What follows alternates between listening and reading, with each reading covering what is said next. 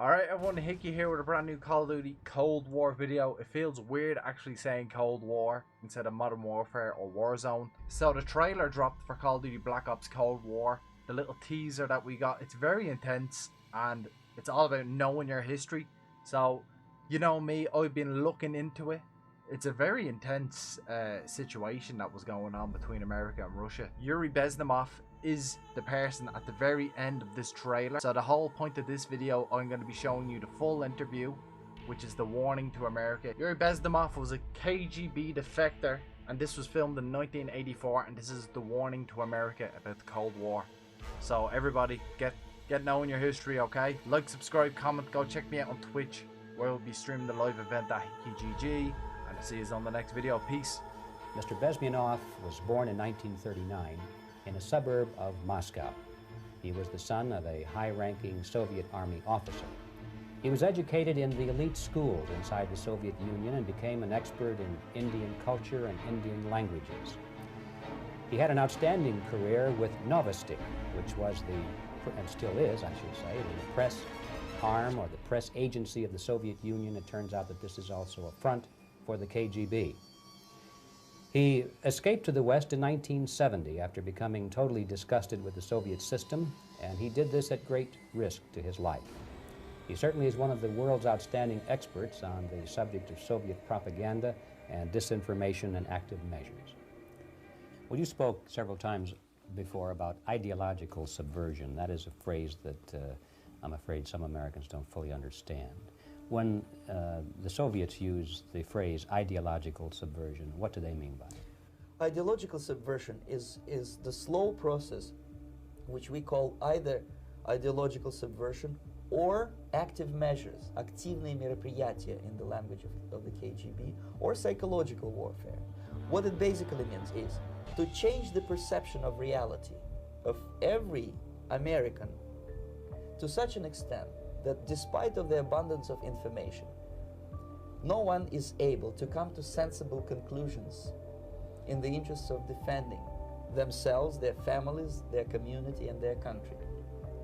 It's a great brainwashing process which goes very slow, and it's divided in four basic stages. The first one being demoralization. It takes from 15 to 20 years to demoralize a nation. Why that many years? Because this is the minimum number of years which requires to educate one generation of students in the country of your enemy, exposed to the ideology of the enemy. In other words, Marxism-Leninism ideology is being pumped into the soft heads of at least 3 generations of American students without being challenged or counterbalanced by the basic values of Americanism, American patriotism. The demoralization process in the United States is basically completed already.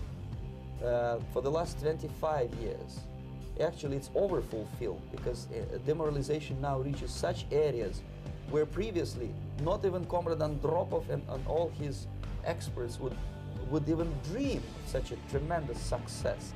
Most of it is done by Americans to Americans, thanks to lack of moral standards. As I mentioned before, exposure to true information does not matter anymore.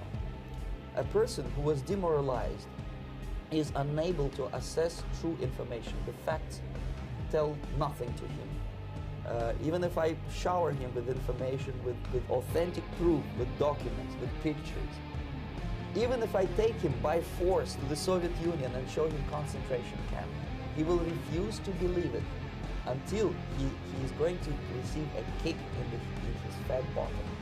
When a military bullet crashes his balls, then he will understand, but not before that. That's the tragic of the situation of demoralization. The next stage is destabilization. This time, subverter does not care about your ideas and the patterns of your consumption. Whether you eat junk food and get fat and flabby, doesn't matter anymore. This time, and it takes only from 2 to 5 years to destabilize a nation. What matters is essentials: economy, foreign relations, defense systems. And you can see it quite clearly that in some areas, in such sensitive areas as defense and economy, the influence of Marxist-Leninist ideas in the United States is absolutely fantastic. I could never believe it 14 years ago when I landed in this part of the world that the process will go that fast. The next stage, of course, is crisis. It may take only up to 6 weeks to bring a country to the verge of crisis. You can see it in Central America now. And after crisis, with a violent change of power, structure, and economy, you have so-called the period of normalization. It may last indefinitely. Normalization is a cynical expression borrowed from Soviet propaganda. When the Soviet tanks moved into Czechoslovakia in '68, Comrade Brezhnev said, "Now the situation in brotherly Czechoslovakia is normalized." This is what will happen in the United States if you allow all these schmucks to bring the country to crisis, to promise people all kind of goodies and the paradise on earth, to destabilize your economy, to eliminate the principle of free market competition, and to put a big brother government in Washington, D.C., with benevolent dictators like Walter Mondale, who will promise lots of things, never mind whether the promises are fulfillable or not. Your leftists in United States, all these professors and all these beautiful civil rights defenders, they are instrumental in the process of the subversion only to destabilize the nation. When their job is completed, they are not needed anymore. They know too much. Some of them, when they get disillusioned, when they see that Marxist-Leninists come to power, obviously they get offended. They think that they will come to power. That will never happen, of course. They will be lined up against the wall and shot. But they may turn into the most bitter enemies of Marxist-Leninists when they come to power. And that's what happened in Nicaragua. You remember most of these former Marxist-Leninists were either put to prison or one of them split, and now he's working against Sandinistas. It happened in Grenada when Maurice Bishop was already a Marxist. He was executed by a new Marxist who was more Marxist than this Marxist. Same happened in Afghanistan when first there was Taraki, he was killed by Amin, then Amin was killed by Babrak Karmal with the help of KGB. Same happened in Bangladesh when Mujibur Rahman, very pro-Soviet leftist, was assassinated by his own Marxist-Leninist military comrades. It's the same pattern everywhere. The time bomb is ticking. Every second, the disaster is coming closer and closer. The danger is real.